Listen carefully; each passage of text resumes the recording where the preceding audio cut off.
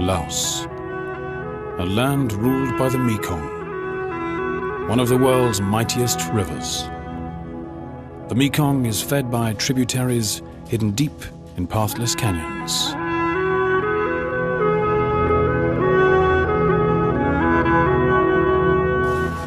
It is a whim of history that centuries have passed with hardly a human foot trespassing in this wilderness. And so today, Laos can still boast a wealth of natural wonders. Uncharted rivers, unclimbed mountains, untouched forests inhabited by mysterious creatures.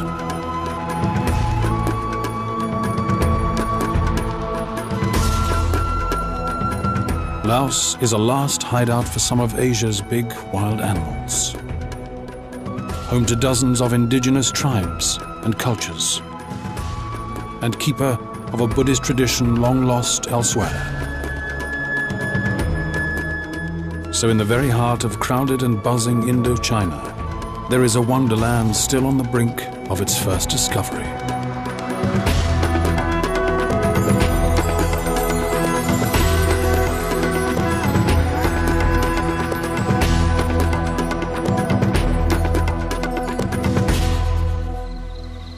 In the northern province of Hua Phan, a zoologist is on her way into the jungle.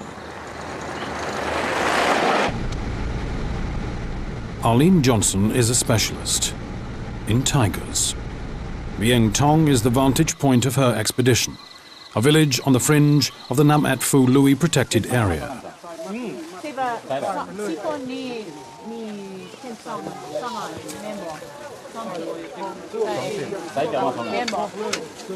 Arlene and her team are on a mission for the Wildlife Conservation Society, or WCS, and the Laos National Forestry Department.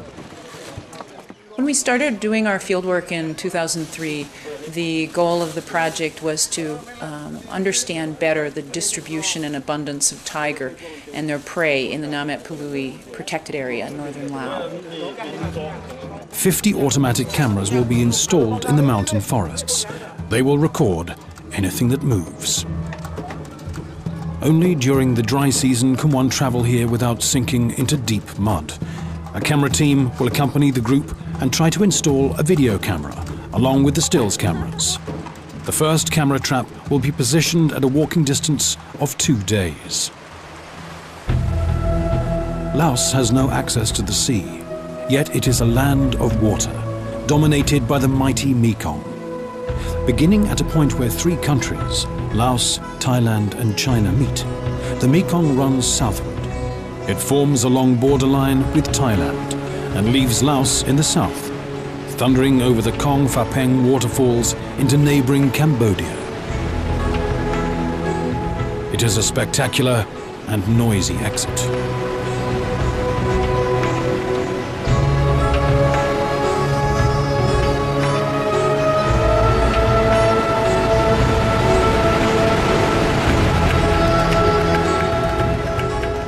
Nam Kong, mother of all waters, is what the people of Laos call their river.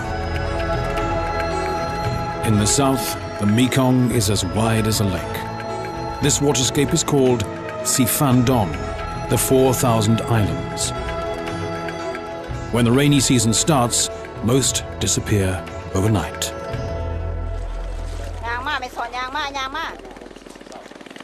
Over a distance of 1,900 kilometers, the Mekong carries goods and people, irrigates rice paddies, and fills the nets of fishermen.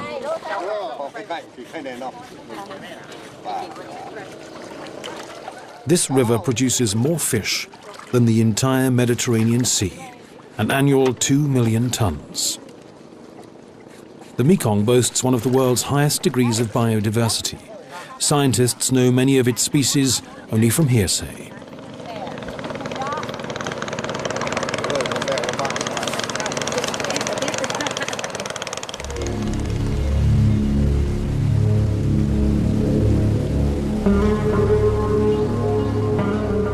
These murky floods are home to a legendary monster, the giant catfish.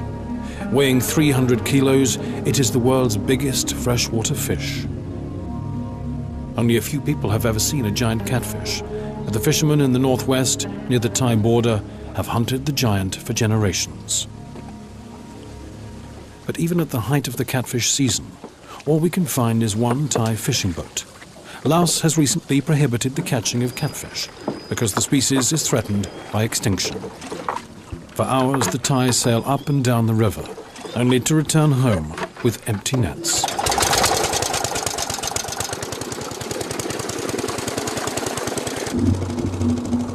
What has happened to the giant catfish? If there is an answer, it is found on the Thai side of the river.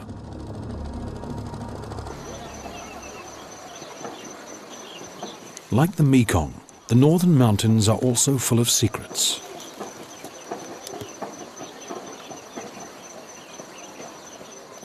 The Akha people live along the Chinese border. Many of their villages can only be reached by foot, journeys often lasting several days through thick mountain forests. Hunters like Sueño are familiar with plants and animals no white man has ever seen. He still uses the traditional Chinese crossbow. Firearms are prohibited. The hunters set out for the woods to try their luck. Unlike many Laotians, the Akha are not Buddhist. For them, a hunt is also a visit to the realms of spirits, where rocks and plants are animated beings.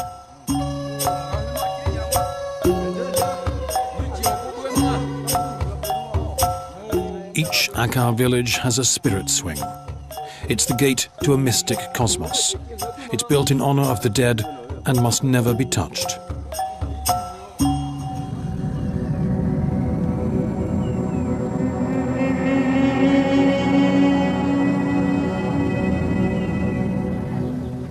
The Akha came here from southern China. In contrast to the land of their origin, their villages in Laos still have a traditional look. No tin roofs, no electricity, no plumbing. The women's decorative headgear is a highly visible symbol of the Akha culture.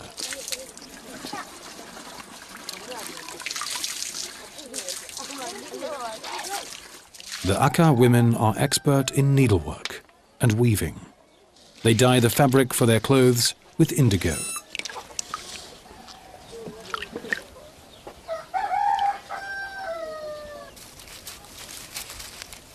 Even though the men are hunters and trappers, the Akha are mainly farmers. They clear the steep forest slopes with fire, and they plant dry rice and vegetables.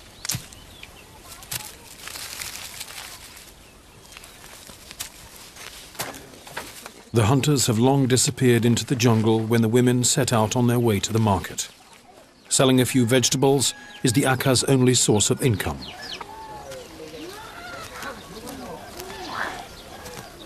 The main market in the north is right on the Chinese border, in Muan Sing.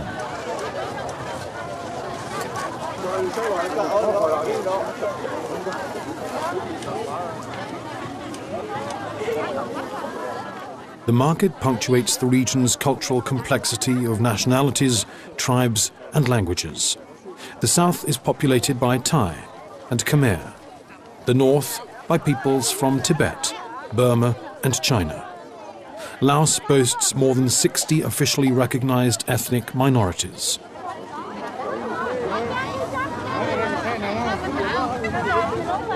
The north is dangerous ground.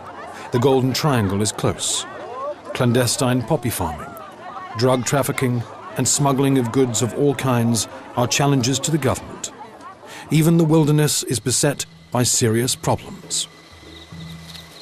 Poaching and illegal trade with exotic animals are a threat to the tiger population and other rare jungle species. This is why the government supports the work of Arlene Johnson and her team. Wilderness research in Laos is a tedious adventure.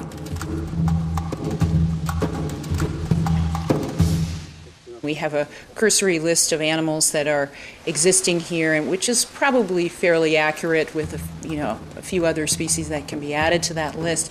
But as far as the ecology and the distribution of the majority of these species, I would say we're just in the early stages of understanding that.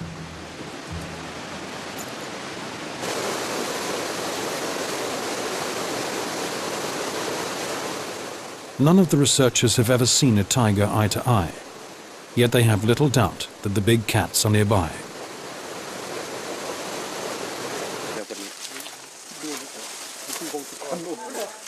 In an abandoned batch of banana trees, they set up camp for the night. Hot water with forest herbs and rice is the usual dinner. The majority of the expedition team are Laotians. The assistants and porters are excellent jungle scouts who can read animal tracks.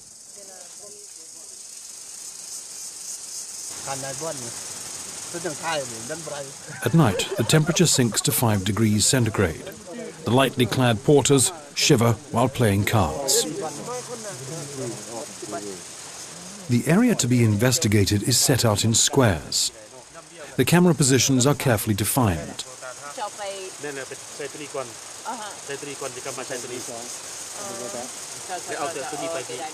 But the Louis protected area spreads across 3,500 square kilometers.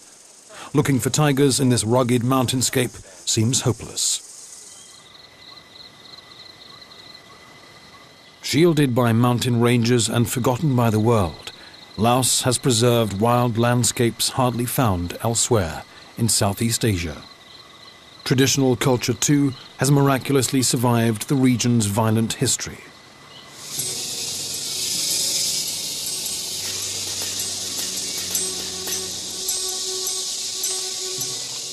In spite of its ethnic diversity, Laos has been a predominantly Buddhist country for more than 7 centuries.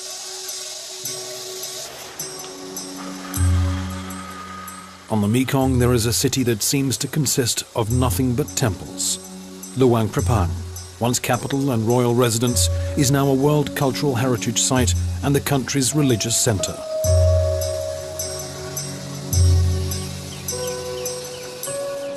Colonial architecture, the only remaining heritage of 60 years of French rule.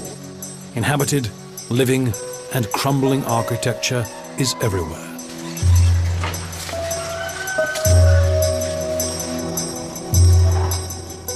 The orange worn by the Buddhist monks sets the visual tone of this city.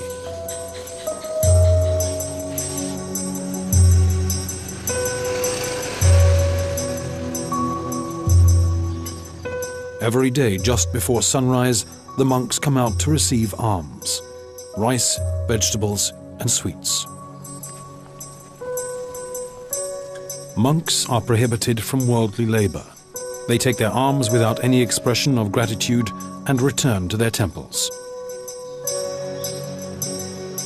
Even the oldest temples are wide open to the life of the city. They serve as meeting places, passages, and playgrounds. Water snakes, so-called nagas, guard the roofs. Everywhere there are animal images, symbolic protectors and sources of strength. In Laos, one animal is worshipped above all others: the elephant. In the era of its glory, Laos was called Lan Sang, realm of 1,000,000 elephants. A 3-headed elephant was the royal coat of arms.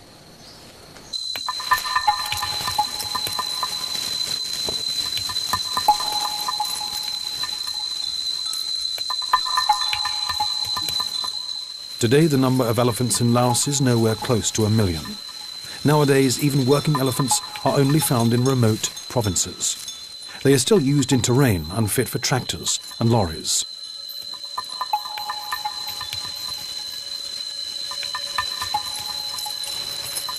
There is a Laotian speciality in dealing with elephants. Whilst in the rest of Asia, elephant guides use a sharp metal hook that inflicts pain, Laotians direct their animals only with a gentle voice.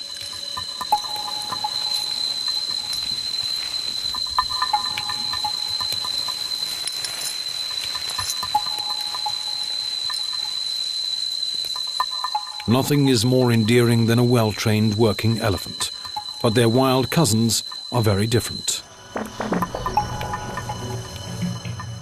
In contrast to their African relatives, Asian elephants generally do not live on open grassland, but in dense jungle. We never even noticed what the local scout saw immediately: a young elephant male in the immediate vicinity. The elephant is only 20 meters away. Males will not tolerate strangers anywhere near.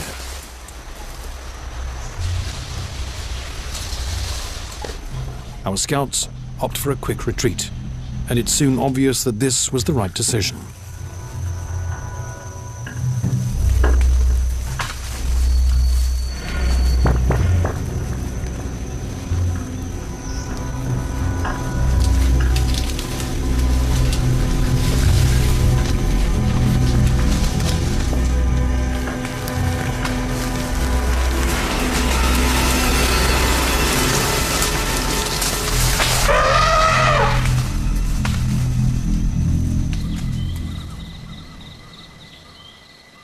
There are few places here that offer a wider view.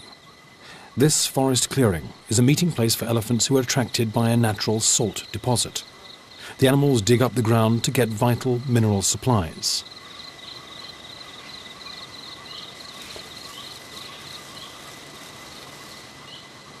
The number of wild elephants in Laos is 500 by some estimates. Others believe that there are 800. In any case, Laos has the most important national elephant population in Indochina.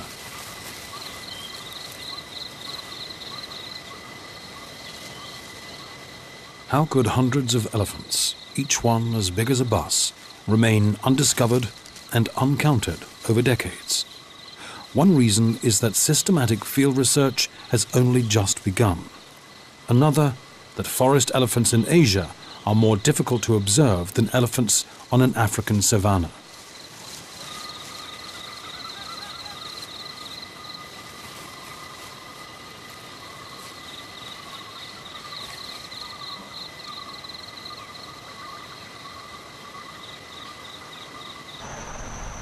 If the Aka hunters had ever wanted to know the precise number of elephants in these forests, they would certainly have been more successful in counting them than Western researchers. But to them, statistics are a typically Western whim.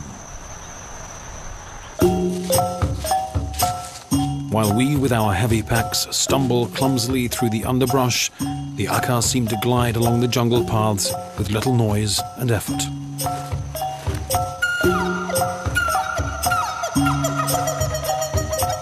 Under the canopy of these giant trees, outsiders easily lose their bearings.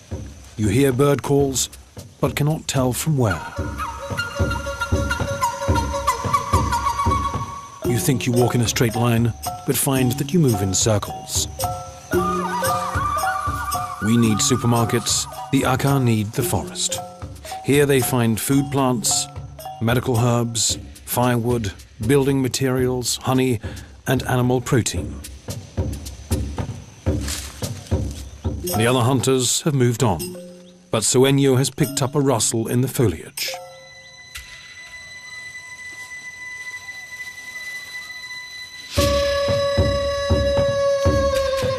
Alert, yet calmly, the Aka hunter uses his crossbow.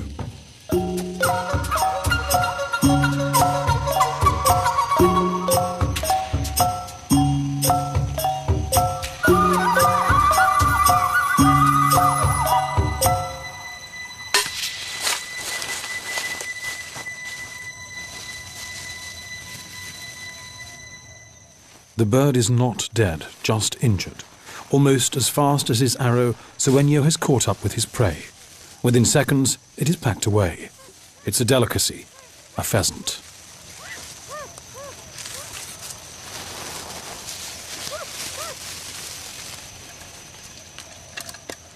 The Aka are allowed to hunt pheasants but not protected animals, such as the tiger. One would readily vouch for the innocence of these gentle people, yet tigers are caught and killed in Laos. But the poachers are shrouded in as much secrecy as the tigers themselves. Several hundred kilometers from the Aka hunting grounds, our expedition has reached the first camera position. First of all, the WCS scientists want some basic questions answered. How many tigers are left in this area? What is their prey? How large are their individual territories? Where do tigers and humans clash? You see there are 4 connectors and here 3. The service team is being briefed. Our camera is to operate for 6 months. Video cassettes and batteries need to be changed on a weekly basis. For the WCS project, the young men have to position 50 stills cameras spread out over 100 square kilometers of wilderness. In comparison, working our 2 video cameras is easy.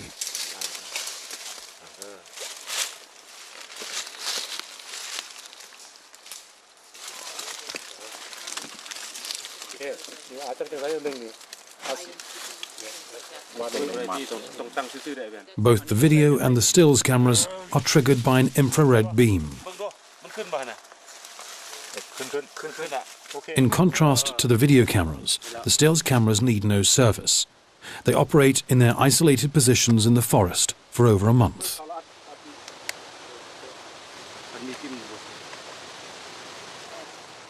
In recent years, these camera traps have enabled scientists to capture some spectacular shots. In 1999, one of the world's rarest animals was camera trapped in Laos. A sowler. This species is most closely related to wild buffaloes. Only a few years previously, the sowler had been discovered in Vietnam as a new species, thanks to a pair of horns a biologist found in a hunter's house in a remote village. In Laos, any sort of animal can end up in a frying pan.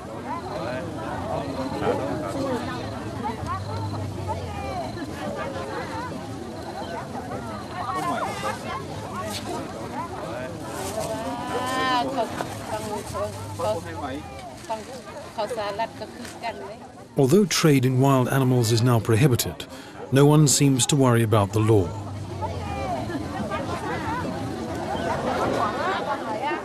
This is why markets are obvious hotspots of field research. Just like Arlene, WCS biologist Rob Timmins was ambling through a marketplace in central Laos in 1996 when he noticed an animal for sale which he could not identify. A striped rabbit with short ears, a species so far unknown to science.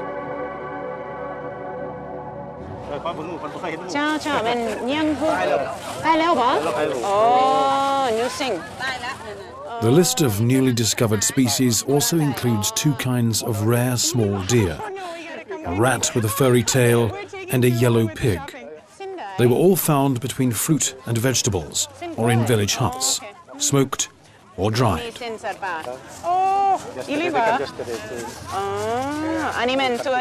Arlene and Veni Vongpat seem to have no luck, but then they find next to rats and mushrooms a giant gliding squirrel, an uncommon species that they do not regularly see.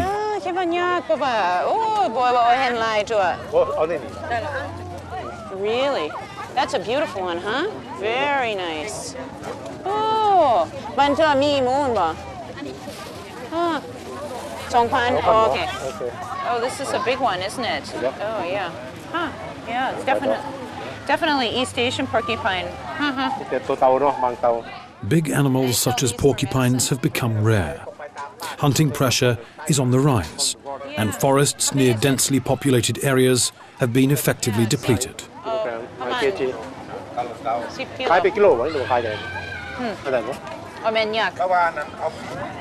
Illegal trade in exotic animals is another problem. For a rare turtle species, collectors will pay almost any price. Yeah, it's definitely a soft-shell turtle, but doesn't have... By now, Arlene's team has some experience with rare animals. Yeah. One of their cameras captured an Austin civet, an extremely rare species. One night, a hog badger released the trigger, a little-known species in Laos. It's the first photograph in this country taken in the wild. The common name is red-cheeked squirrel. Has In the spite white of new belly. discoveries, what the scientists find in the markets is worrying. The red under the It's a tail. confusing image. On the one hand, animals are recklessly hunted. On the other, researchers discover ever new wonders. You can see them. Yeah, Arlene and her Laotian colleagues are convinced that in spite of mounting problems, Laos is Indochina's last natural paradise.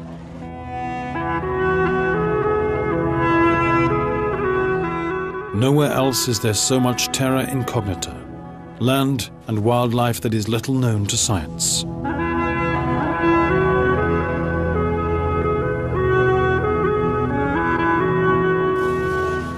The limestone labyrinth of the Phu Hin Boon National Park, the Annamite Mountains on the Vietnamese border, the primeval forests, rugged canyons and uncharted rivers are this country's most precious treasures.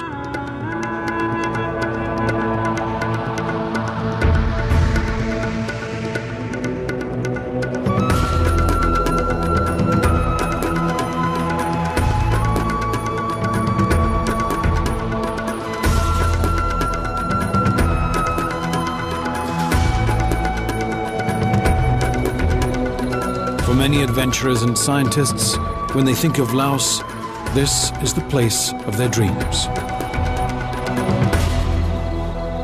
However, their enthusiasm for this wilderness has nothing to do with dreaming. They simply know that many species could not survive anywhere else.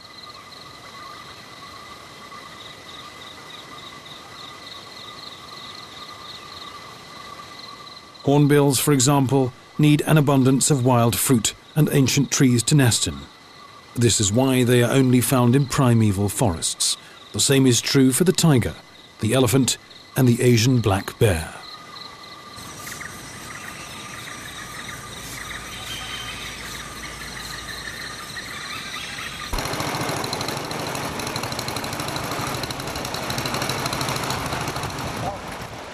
These bizarre limestone formations are an ideal barrier against invaders of all kinds. Though draped in lush greenery, the rocks here are needle-sharp and brittle.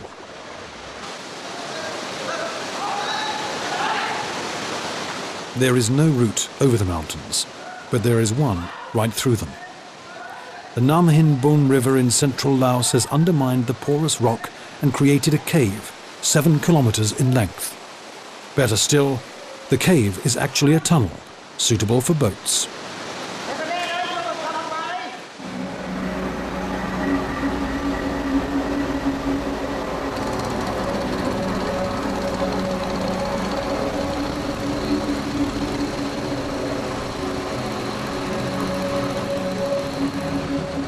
This natural tunnel is up to 100 meters wide.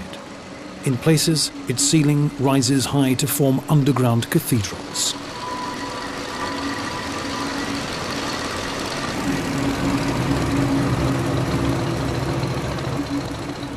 One can only guess at what is hidden up there in the dark. For brief moments, stalactites and snowy white sandbanks glisten. Stranded jungle giants shimmer in the gloom.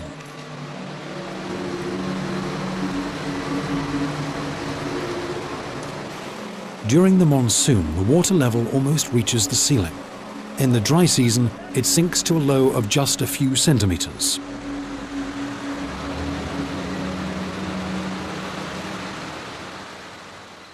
In this labyrinth of crags and jungle, natural-born climbers like the white-handed gibbons have it made.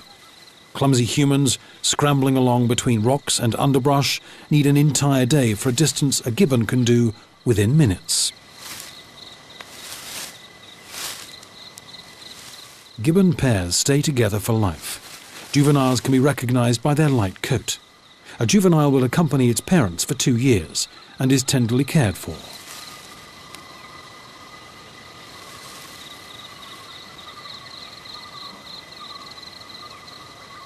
This small family alone needs a territory of 20 hectares.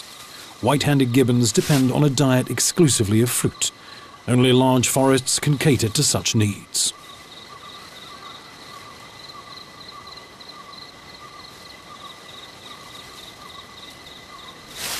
White-handed gibbons totally avoid ground contact, only swinging from branch to branch, at breathtaking speed if necessary. Apart from birds, they are the fastest-moving species in the canopy.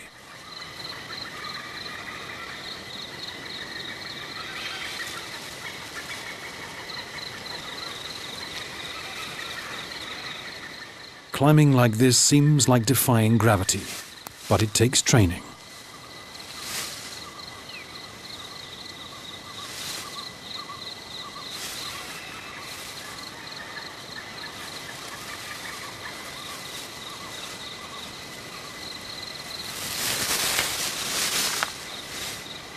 The aspiring junior has not quite reached his father's elegance.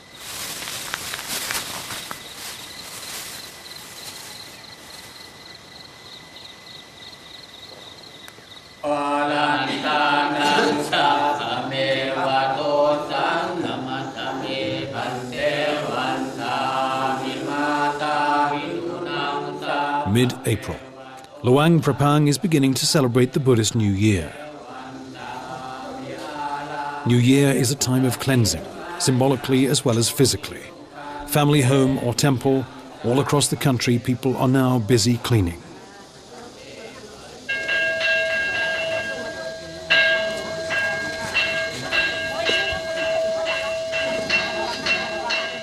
Washing the statues with sacred water is a good deed and a sign of renewal. The spirits of the old year are driven out. New spirits will come with the approaching monsoon.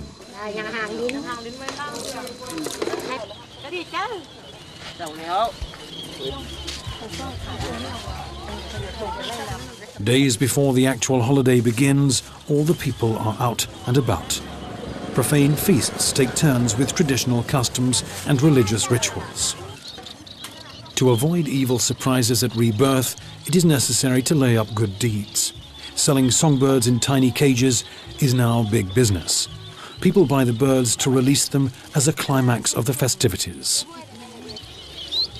Tiny fish serve the same purpose. The markets are busy and loud, but there is a place of sacred silence down by the Mekong.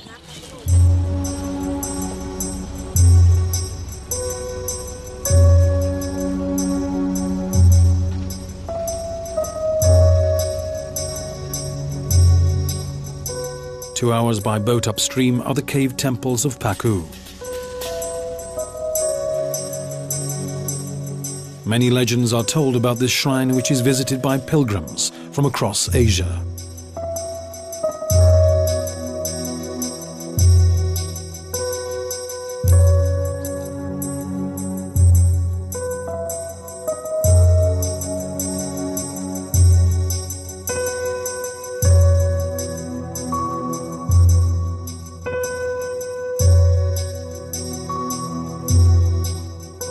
Over decades, believers have left thousands of Buddha figures of bronze, wood or clay.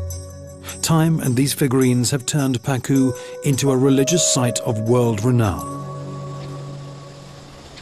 April is not only the month of New Year, it is also the giant catfish season. We are now on the Thai side of the Mekong, but there is no trace of catfish.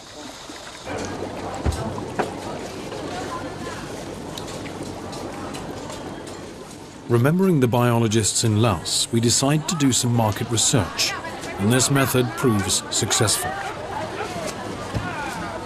Unfortunately, our first catfish is dead. It is a rather small specimen, but it's definitely the species we've been looking for. This fish comes from a fish farm. Catfish are being bred from the eggs of animals caught in the wild. There is no way this fish could have been caught in the Mekong. Juvenile fish, larvae or eggs have never been found along the 4,000 kilometers of the river's length. The only encounters have been with adult animals in the delta and right here before the monsoon. Yet there is not a single fishing boat out there. Why? If anyone can provide an answer, it is Kriang Sak.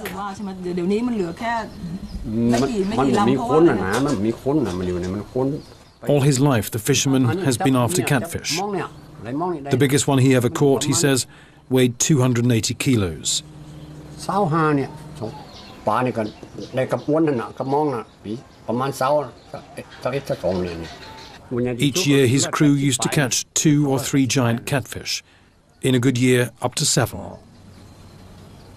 มันบ่ลำคาดนะแต่ก่อนน่ะ In the early days, they were very heavy, he says.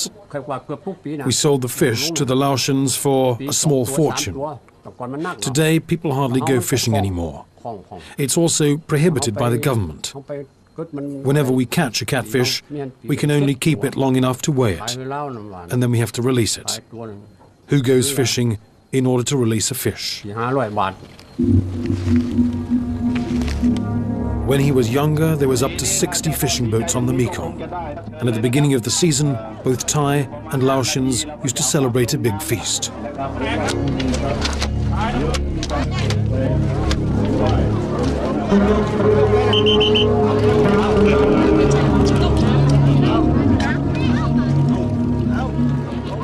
Pangasius gigas, the world's biggest freshwater fish, is threatened by extinction.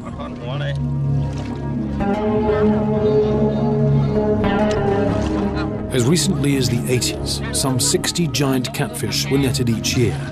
Now there is a total of 2 or 3. The reason is the reckless exploitation of the catfish population. Thailand too is now considering a radical protection law. Otherwise, the giant of the Mekong will soon be history.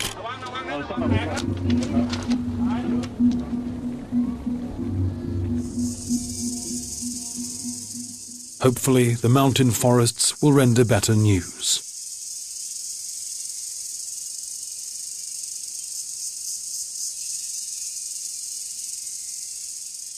For 6 months, the video camera and the 50 photo traps have been out in the forest.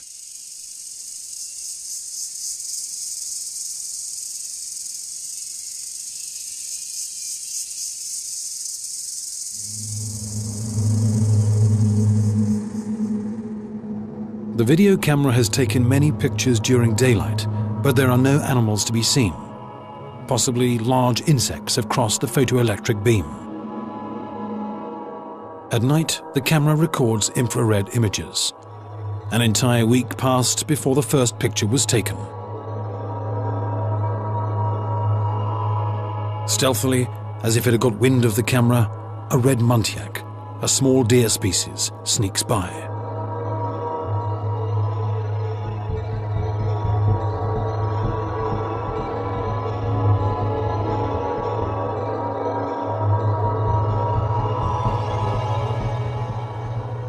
Giant bats chase through the night air.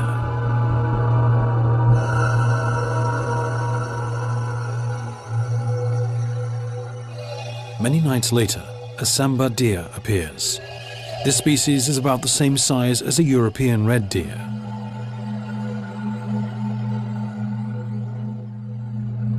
And another sambar, always alert, ready to break into flight.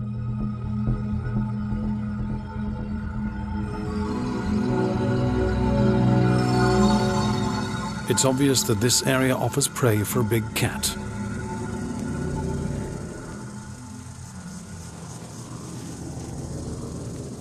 One day when changing batteries, the service team discovered tiger tracks near the camera. So there is at least one tiger gliding through the jungle at night. Did he only pass through, or is this his territory? Perhaps one of the photo traps can tell us more.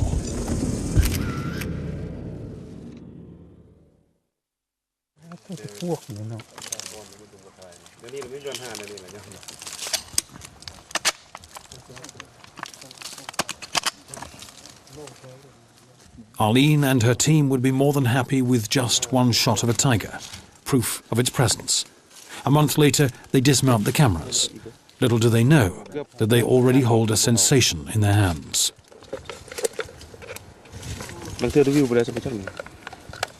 Over the dry season, the cameras are distributed across several hundred square kilometers of the protected area.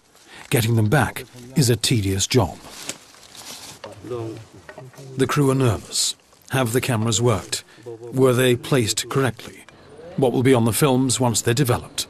A few weeks later, in the WCS office in Vientiane, the capital of Laos, More than 2,000 photos of the dry season's trappings are laid out on the table. We were very thrilled with the results. In fact, we found a really high diversity of carnivores, large and small carnivores, at the site where we've been working, which has been exceptional in Indochina. Okay, and then here again, like this site, look, we had, this is Namapui 6. This is, and then we had... In the protected area, there are at least 6 cat species, as well as 14 other carnivores, some of them never photographed in the wild in Laos. Many predators on the red list for this region walked by a camera at least once. Isn't this, now you set the video cameras... And here are the stars. A clouded leopard, as rare as the blue Mauritius. An Asian golden cat, night active and rarely seen by humans. A leopard. The number 2 in the ranking of big cats. A pair of marbled cats, a practically unknown species. From black... But the biggest surprise of all, Okay, so not far away at all. in the survey area, 5 different tigers have been photo-trapped. Yep. So moving almost across the entire block. From this, it could be projected that at least 7, perhaps up to 20 tigers inhabit this part of the park.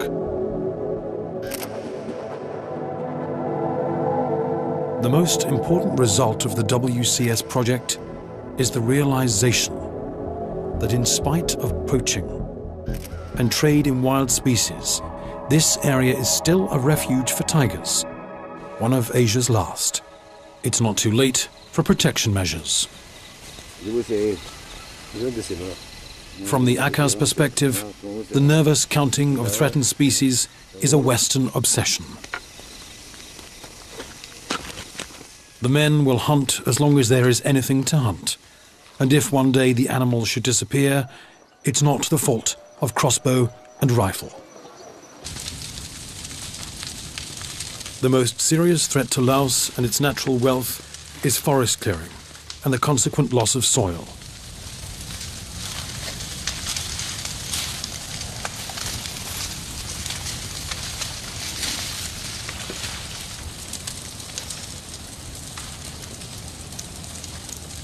Compared to the rest of Asia, Laos's human population of 5.5 million is small, and yet it's growing dramatically.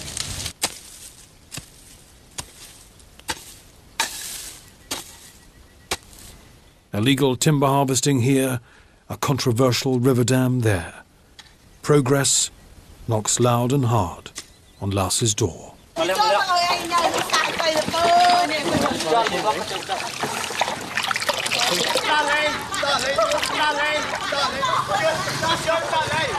The New Year's celebration revolves around water. Other ingredients are flour and deafening noise.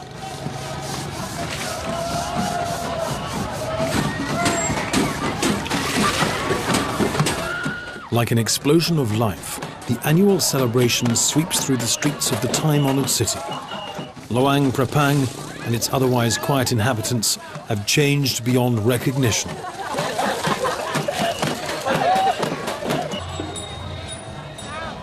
The official climax is the big parade.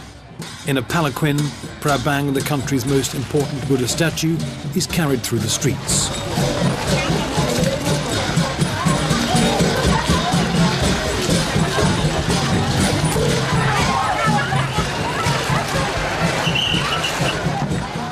The parade is said to follow a precise choreography.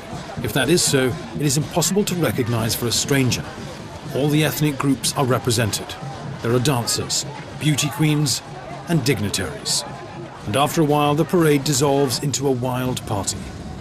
The masses flow down to the Mekong Island, a large sandbank that only appears during the dry season.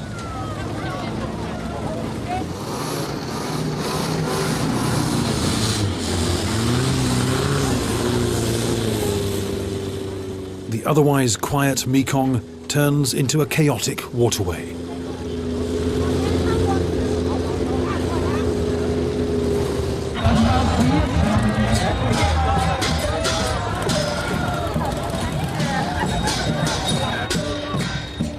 The source of the merriness is not just brandy and beer, but the joyful expectation of the monsoon. The air is hot and the land parched. The rains will soon bring relief.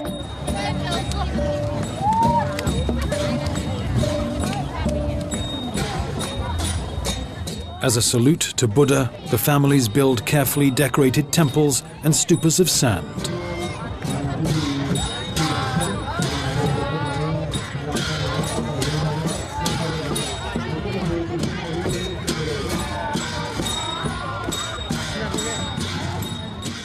Now it's time for good deeds. Finally, the poor songbirds are allowed to escape.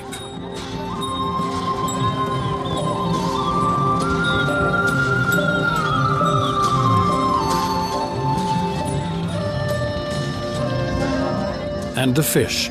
Those who have survived the journey in their plastic bags can now return to the river.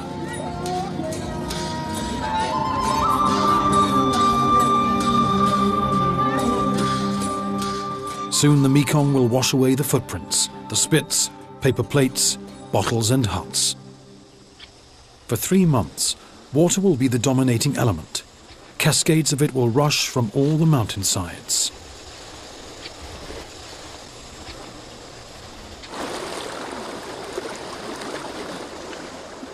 Where the young fisherman is standing now, there will be deep water. In some places, the Mekong rises 15 meters.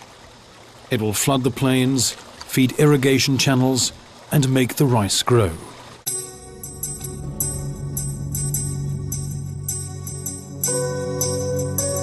In southern Laos is the sprawling temple of Wat Phu, erected by the Khmer people in the 11th century. Its weathered stones tell of the decline and fall of the Khmer kingdom and all the past rulers of this region. Over the centuries, Burmese, Siamese and French occupied the land. Laos was devastated by American bombs and communist experiments. But the vicissitudes of history have come and gone like the changing seasons.